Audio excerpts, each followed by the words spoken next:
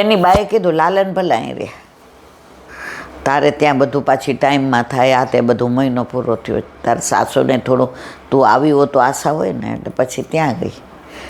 સાસુએ કીધું બેટા એક રૂમમાં ફાવે છે, આટલું મોટું તમારે ખોયડું ના. એ કે ભાઈ એમને ફાવે તો મને ફાવે જ ને. જો આ વૈષ્ણવી દીકરીના સંસ્કાર, બા મમ્મી એમને ફાવે છે એટલે મને ફાવે જ ને. એ કે ઠાકોરજી પધરાવીને ગઈ છે. એ કે હા મમ્મી ફઈબાના હતા ને તો એ કે તો પોસ્ટ કરાવી લે. હવે જો અહીંયા બોલ્યા ત્યારે એને સસરાએ કીધું હજી નાની સાંગ છે, હાવ હજી હમણાં લગ્ન થયા છે, આમ તેમ. રાતના એને વરે કીધું કે તું તો આવે ત્યારે બા ને બાપુજીને બધામાં છવાઈ જશે, મારું તો કોઈ નામ નથી લેતો. તારા આવ્યા પછી મારી તો કિંમત ઘટી ગઈ. હસતા હતા, મસ્કરી કરતા હતા. એ કે હું તારાથી બહુ પ્રસન્ન છું. એ કે મારે એક વાત કરવી છે. કે શું? એ કે એમાં ફઈબા એવું કીધું કે લાલો તો રૂષ્ટપુષ્ટ થઈ ગયો છે, પુષ્ટ કરાવી લે ને. અહીંયા મમ્મીએ કીધું તો પછી પુષ્ટ. પણ એ કે મારી બા એવું કહે છે કે હજી તો નાની છે, 22 વર્ષની છે, હજી દર મહિને ટાઈમમાં થાય, કાલ સવારે નાનું છોકરું હોય, આ તે તો ટાઈમમાં. એટલે ઓલા તરત બોલ્યો ને ટાઈમમાં હો તો હું કરીશ ને, આપણા ઘરે આઠે આમની સેવા મને આવડે છે, અને આપણે તો દૂધ મુસરીને મેવો જ ધરીએ છીએ, આપણે ક્યાં બીજું કાંઈ. એ કે સાચે નિલેશ તમે કરશો? એ કે હા. એટલે એને સાસુને કીધું બા નિલેશ હા પાડે છે કે 4 દિવસ કરશે. એ કે બેટા કાલ સારા દિવસો હશે તો જે સારા દિવસો આવશે આપે છે એની વ્યવસ્થા નહીં કરી દે બા.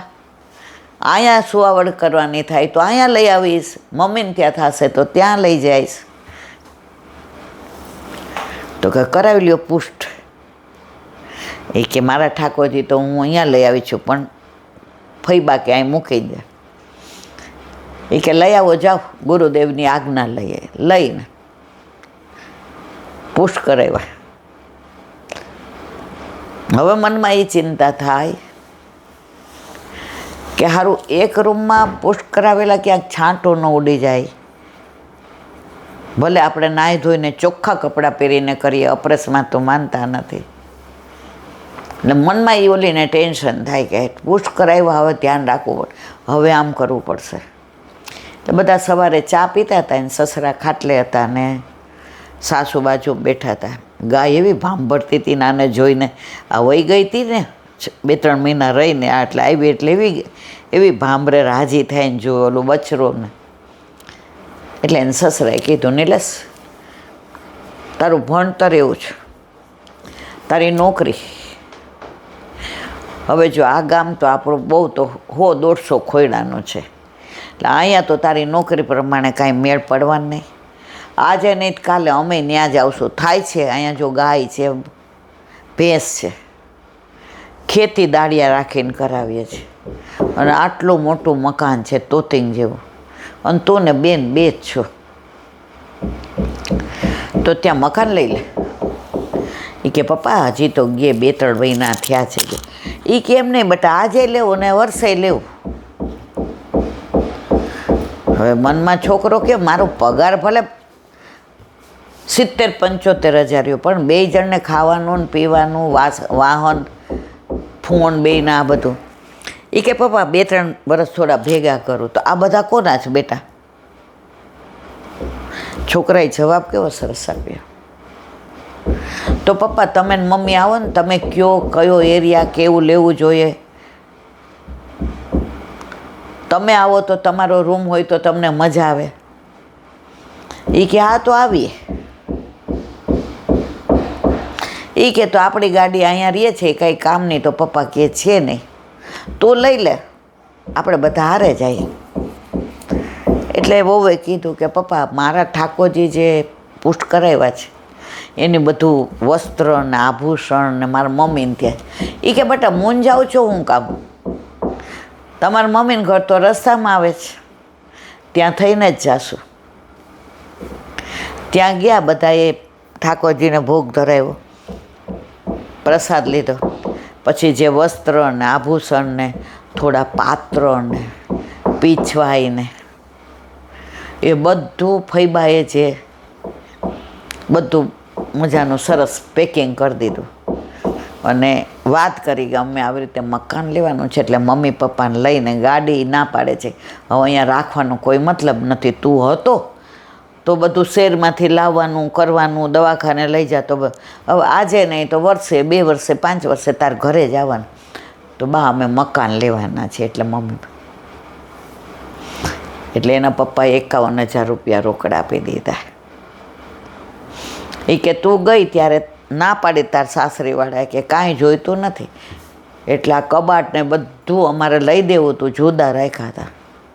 ઓલા કે ના, અમે તમારો દહેજ નથી, આ બધું મારી દીકરીના નામનું જુદું રાખ્યું હતું. એ અને આવ્યા. ઠાકોરજીની કેવી કૃપા કે જે એરિયામાં એની નોકરી હતી એનાથી ને અડધો કલાક દૂર સરસ મકાન મળી ગયું.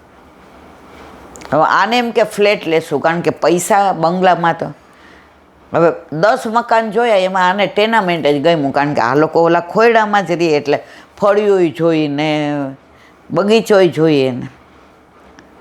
એ કે પપ્પા આ તો બહુ મોંઘું પડે. મોંઘાની ચિંતા કર માં તું.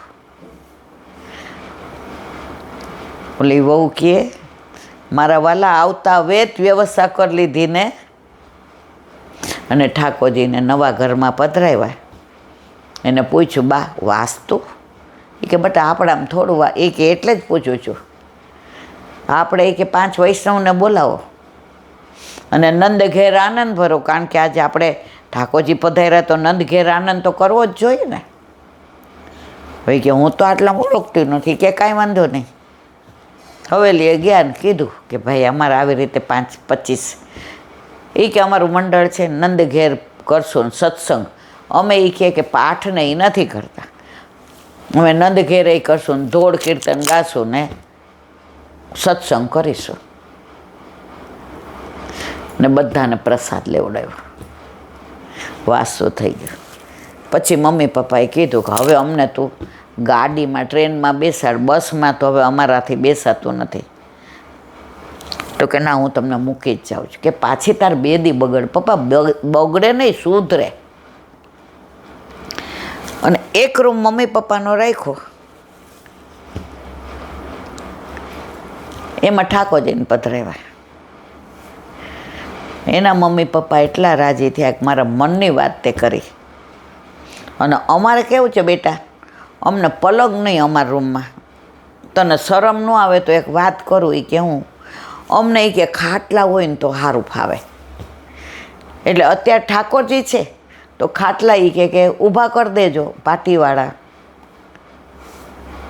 અમે આવીએ ત્યારે એ કે પાછા ગાદલા ને બધું. એ કે પપ્પા અહીંયા કોઈ, એ કે બટા અહીંયા કોઈનું આપણે હું, અમને પાટીવાળા ખાટલા હોય ને તો સારું ફાવે, અમને તમારા નો ગમે, આપણે ખેડું નહીં. વહુ કે પપ્પા મમ્મીને ગમે એ આપણને ગમે એ ન કરાય, આપણું ન જોવાય. અને એ રૂમ ઠાકોરજી ન બન્યો.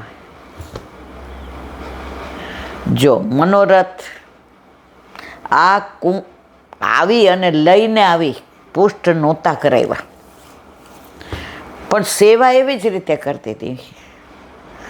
હવે મનમાં થાય કે આપણા ઘરે આંઠે એમની સેવા, અને અહીંયા તો આપણે કાંઈ કરી શકતા નથી. દૂધ મિશ્રી ધરે. પછી ક્રમ ફર્યો. પછી કે થોડું ફીકું ને થોડું. ગુરુદેવે કહ્યું કે ઉત્સવ કેવું હોય ત્યારે તને તું ચોખ્ખી હો તો તારી રીતે ધરજે. એનો વર્ગ કે તું મને કાતરી તળતા શીખવાડી દે, તું મને ફરફર કરતા શીખવાડી દે, પાપડ તળતા. હવે એની માને ચિંતા થાય કે એ કે બા હારા દિવસોની ચિંતા માટે થઈને આ જવા દેવાય. આરામથી ને બે પ્રેમથી સેવા કરે છે. 4 દી ટાઈમમાં હોય ત્યારે ઓલા નિલેશભાઈ કરે, અને બાકી તો આ આજે આનંદ મારે અતિરે ઘણો.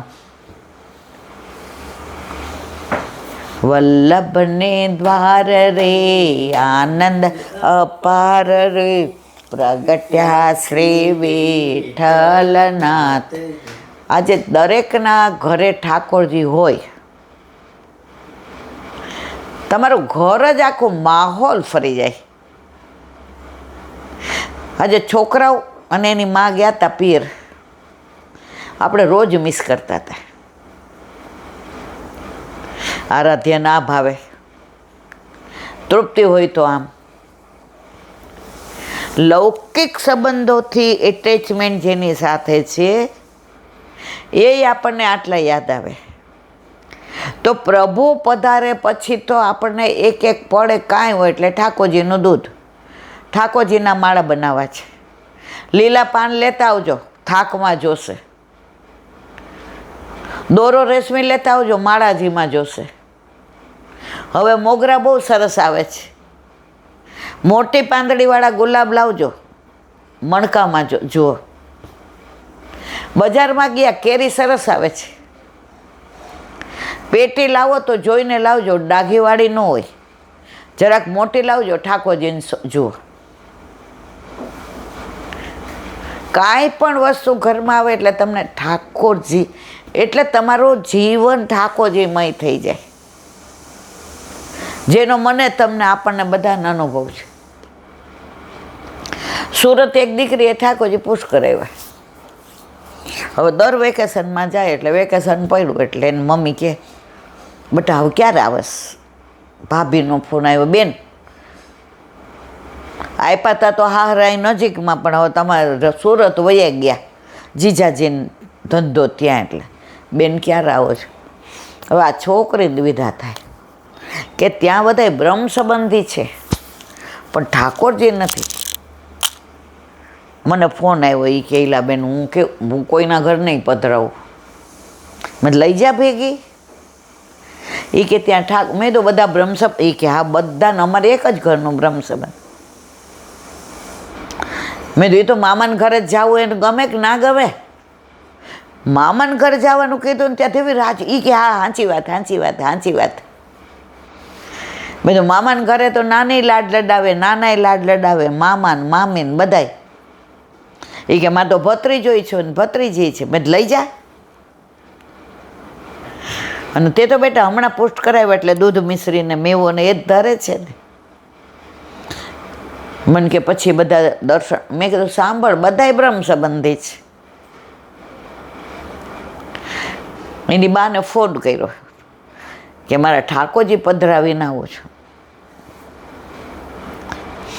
એની બાએ એના કબાટમાં મંદિરમાં બધા માતા મહાદેવ હતા ને એ બધા બહાર કાઢી સાફ કરીને બધું બરાબર કરી દીધું કે મારી દીકરી ઠાકોરજી પધરાવીને આવે છે. ગઈ એટલે કળશો કર્યો, નજર ઉતારી. હવે રોજ આ તો સેવામાં એવો આનંદ લે ને, કીર્તન ગાય ને, તમે જુઓ તો આમ તાલીઓ પાડે ને, ઠાકોરજીને લાડ લડાવે ને. એટલે એની ભાભી એની બાને કે બેન આટલા નાના તોય પુષ્ટ કરાવ્યા,